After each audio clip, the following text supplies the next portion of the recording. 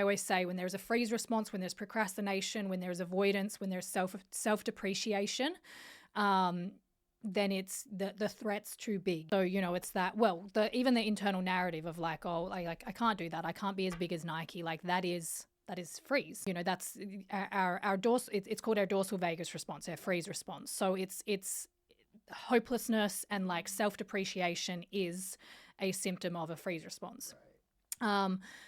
And so it sounds like initially the threat was so big, like Nike, way too big. I can't fight against that. I can't run away from it. So I'm just not going to do anything. And so, if we liken that to a tiger's chasing you and you've tried to fight against it, you've tried to run away from it, it's too fast, it's too powerful, you're going to play dead. You're going to play dead and try and camouflage and hope that it gets bored and it leaves you alone, or it gets distracted, or, that the threat eventually passes. And so that's what you were doing with, taking on Nike, essentially. The threat's too big. I'll wait for it to pass. So what you did was, it sounds like you've chunked it right down.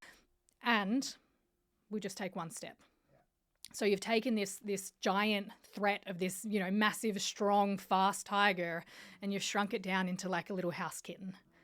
Right. And so now you can start to actually like navigate it. And so, I always say when there's a freeze response, when there's procrastination, when there's avoidance, when there's self-depreciation, then it's the threat's too big. You've got to make the threat smaller, so that then it is just a matter of like day one, take one small step.